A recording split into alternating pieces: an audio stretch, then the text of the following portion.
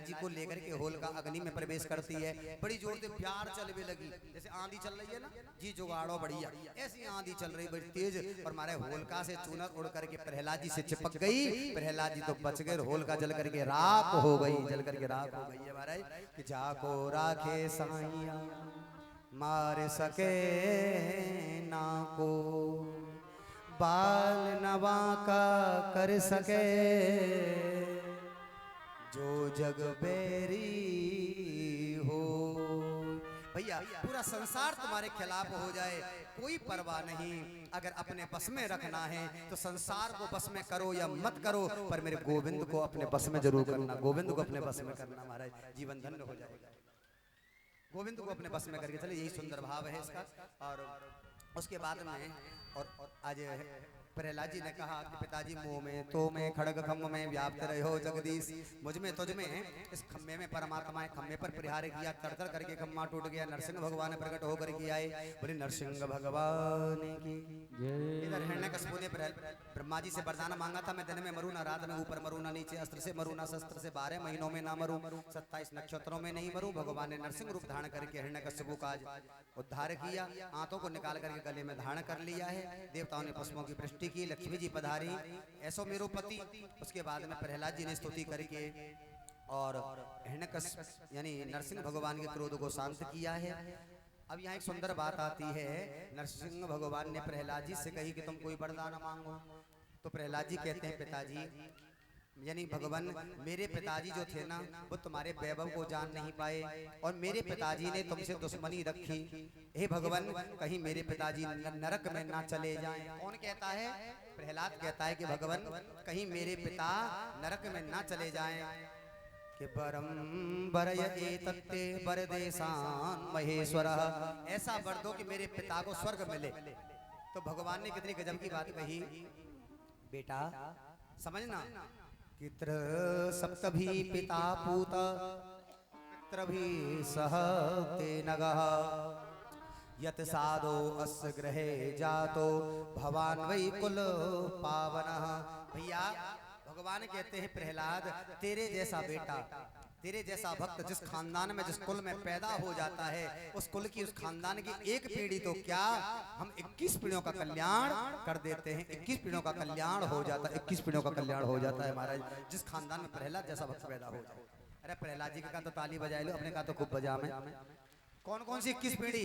भागवत में लिखा है त्रिसप्तभी पिता पूत, 7 पीढ़ी पिता पक्ष की, 7 पीढ़ी माता पक्ष की और 7 पीढ़ी ससुराल पक्ष की। बताओ कितनी गजब की बात है। 7 पीढ़ी पिता पक्ष की, 7 पीढ़ी माता पक्ष की और 7 पीढ़ी ससुराल पक्ष की। 21 पीढ़ियों का कल्याण हो जाता है बंधुओं, भगवान ने आशीर्वाद दिया है। उसके बाद में गजग्रह का चरित्र सुनाया। बदमस्त हाथी होता है, हाथी के पैर को ग्रह ने पकड़ लिया, तिल भर सूड़ रही जल ऊपर तब हरे नाम पुकारो। और भगवान कितनी जल्दी आए हाथी को बचाने के लिए। गरुण को छोड़ दिया भगवान ने, खड़ाऊओं को छोड़ दिया भगवान ने और इतनी जल्दी दौड़ करके आए भगवान कि भगवान ने देखा कि मुझे किसने पुकारा, हाथी। समझना, हाथी केवल हाथी शब्द बोला है कि हा कहे थे स्वर्ग में और थी हाथी के पास। हाँ कहे थे स्वर्ग में और थी हाथी के पास। भगवान ने सुदर्शन चक्र को प्रकट किया, ग्रह का मस्तक धड़ से अलग कर दिया। भगवान के हाथ से मरना भी उद्धार और बचना भी। प्रेम से बोल दो राधे। भंडारो बन रहा, लपट आ रही है ना, जोर से बोलो। किसका भंडारा?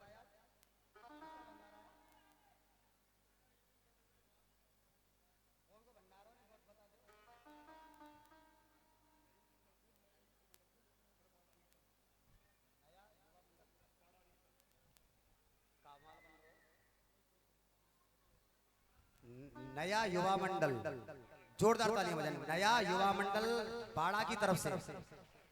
ये वही बाड़ा तो नया युवक मंडल एक बार कथा करा रहे थे।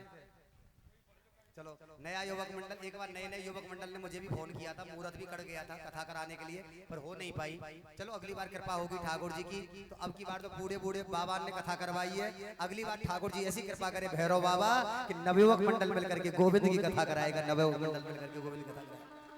नया युवक मंडल बाड़ा वालों की तरफ से आज भंडारे की व्यवस्था आप सबके लिए जिम्बा को नौतो है।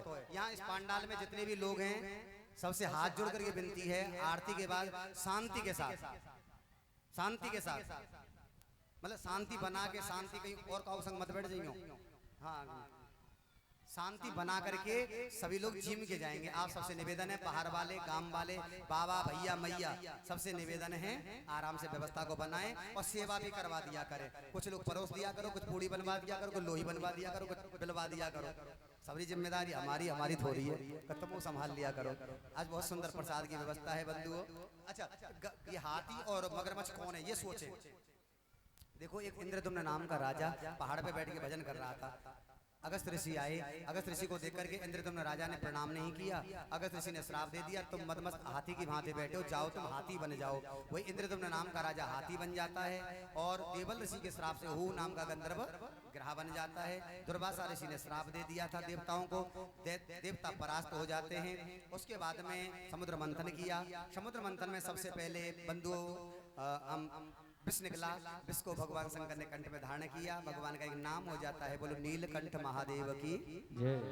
चंद्रमा को मस्तक पर धारण किया। कौस्तुभमणि को भगवान विष्णु ले गए, लक्ष्मी जी को भगवान विष्णु ले गए, अप्सरा स्वर्ग में पहुंचा दी, पारिजात वृक्ष स्वर्ग में पहुंचा दिया, ऐरावत हाथी को इंद्र ले गया। उसके बाद में तलवार खड़ग आदि बहुत 14 रत्न निकले। अंत में अमृत निकला है। अमृत को लेकर के दैत्य और देवताओं में युद्ध होने लगा। भगवान ने मोहिनी रूप बना करके अमृत का पान देवताओं को छल से कराया है। दैत्यों ने उस पर विश्वास किया है और दैत्यों के साथ में धोखा हुआ है। उसके बाद में सूर्य ने गलती से अमृत यानी राहु ने अमृत का पान कर लिया था गलती से, उसका धड़ अलग कर दिया। राहु और केतु दो दैत्य बने जाते हैं। अच्छा, इस कथा से क्या शिक्षा मिलती है।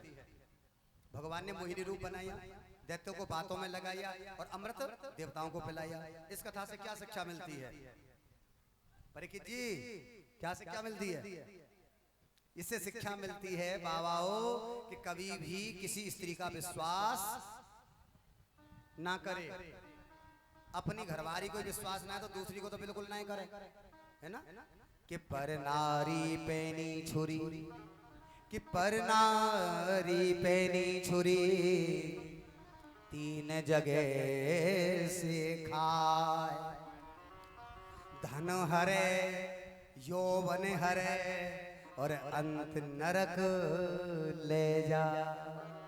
पर नारी पैनी छुरी, पर नारी पैनी छुरी, तीन जगह ते खाए। धन हरे, यौवन हरे, अंत नरक ले जाए। इस कथा से शिक्षा मिलती है। उसके बाद में देवताओं ने दैत्य को परास्त कर दिया।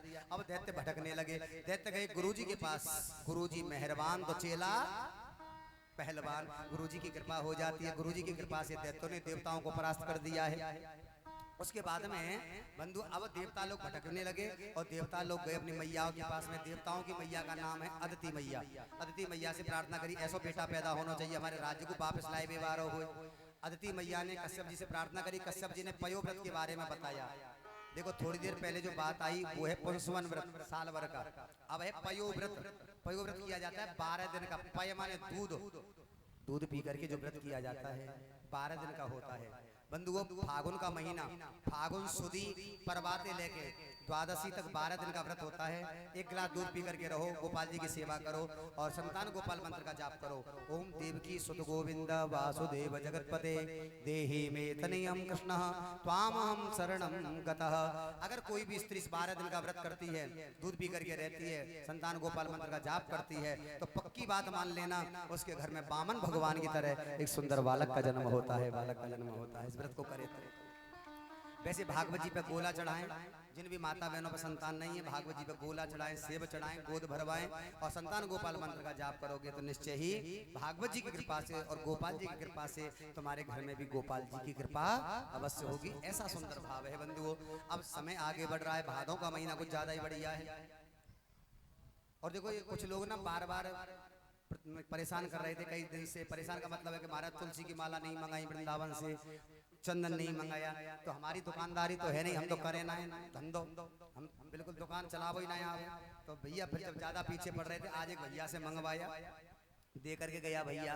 तो तुलसी की मालाओं की व्यवस्था भी है और पर फ्री बारी नहीं है।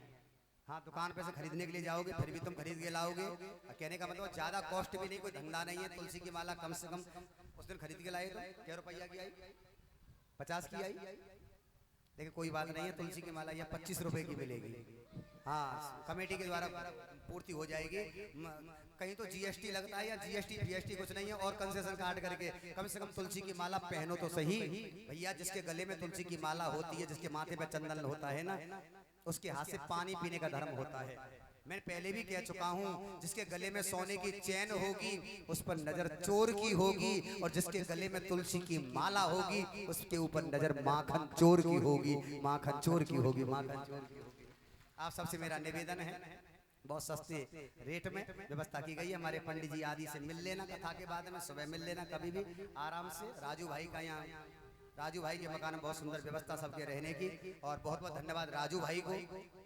उन्होंने अपने घर ही घर में जगह नहीं, वास्तव में राजू भाई का पूरा परिवार, पत्नी, माता जी और आदि आदि सभी सब परिवार बहुत सेवा करते हैं। राजू भाई ने केवल घर ही घर में जगह नहीं दी, राजू भाई ने और उनके बड़े भाई सब परिवार ने अपने दिल में भी जगह दी है। बहुत सुंदर व्यवस्था करते हैं बंधु, उन्हीं की व्यवस्था है। आप आराम से तुलसी की माला, चंदन आदि की व्यवस्था ले सकते हैं, जो भी प्राय हो सेवा हो आप दे करके ले सकते हैं। बोले वहाँ के बिहारी लाल, प्रेम से बोलो राधे। भादों का महीना कुछ ज्यादा बढ़िया, कन्हैया का अवतार हुआ तो भादों के महीने में, बलराम जी का अवतार हुआ तो भादों के महीने में, राधा रानी का अवतार हुआ तो भादों के महीने में, वामन भगवान का अवतार हुआ तो भादों के महीना में, और जहारवीर बाबा गोगा जी महाराज का अवतार हुआ तो भी भादों के महीने में। भादों का महीना शुक्ल पक्ष द्वादशी तिथि दिन के ठीक 12 बजे वामन भगवान प्रकट होकर के आए हैं। छोटे छोटे चढ़े, छोटे छोटे हाथ, मुट्ठी भर की कमर, शंख जैसी ग्रीवा, बिंबा जैसे उष्ट बटुआ जैसा जाको महोत्सव, और कह रहे आहादारी देखो कितना सुंदर है हमारे वामन भगवान का स्वरूप। आइए वामन भगवान की झांकी का दर्शन करेंगे, और वामन भगवान राजा बलि के दान मांगने के लिए जा रहे हैं। आप सब राजा बलि की तरह दानी हैं, सभी वामन भगवान को जरूर दान दें, जिस पर जैसी व्यवस्था है। और इसकी आज की कथा यहीं तक होगी, कल यहाँ से आगे की कथा होगी। कल की कथा में राम कथा और कृष्ण जन्मोत्सव, कल एकादशी भी है, कल एकादशी का व्रत भी है। और कल हमारी कथा में many many happy returns of the day, happy birthday, फूलों को बारों से मंडप सजाएंगे, बिजली मावे का केक मंगाएंगे, इसको चखेगा श्याम तू तू तू, और हम सब बोलेंगे हैप्पी बर्थडे। आप सब पीले पीले कपड़े पहन के आना, प्रेम के प्रतीक में सज धज करके आना। कल कन्हैया का जन्मोत्सव धूमधाम के मनाएंगे। आइए आज वामन भगवान का जन्मोत्सव, भगवान वामन भगवान प्राकट महोत्सव। बोले वामन भगवान की जय। कोई भी खड़ा नहीं होगा, कोई खड़ा नहीं होगा। सबसे पहले परीक्षित जी खड़े हो जाएं, परीक्षित जी पूजा करेंगे, उसके बाद में वामन भगवान सबके पास आ जाएंगे राजा बलि की तरह, अपनी जगह बैठेंगे, कोई खड़ा नहीं होगा। और केवल जिसको आनंद लेना है बस वही खड़ा होगा, बाकी फालतू का आदमी कोई खड़ा नहीं हो। बोले वामन भगवान की जय। हरि वामन का रूप बनाए, बलि राजा को छलने आए। हरि वामन का रूप बनाए, बलि राजा को छलने आए। हो बलि राजा को छलने आए। हरि वामन का रूप बनाए, बलि राजा को छलने आए। जय हो, बोल वामन भगवान की।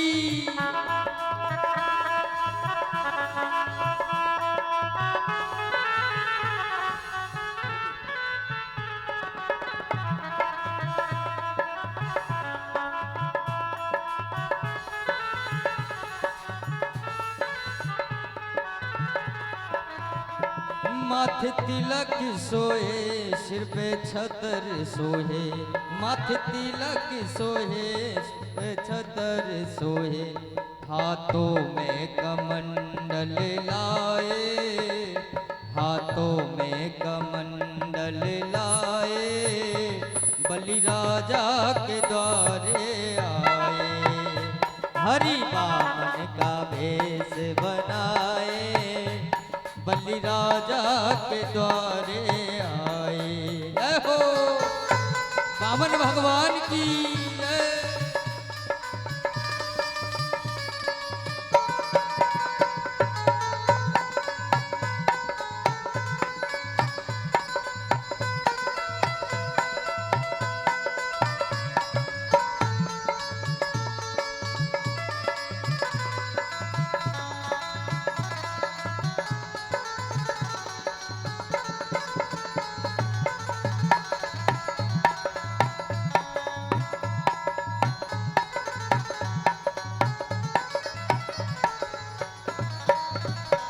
तन पे जने उधरे सिर पे चोटी सोहे, तन पे जने उधरे सिर पे चोटी सोहे, चरणों में खड़ा मुँह सुहाए, चरणों में खड़ा मुँह सुहाए, बलि राजा के द्वारे आए, हरि वामन का वेश बनाए, बलि राजा के द्वारे आए। जय हो।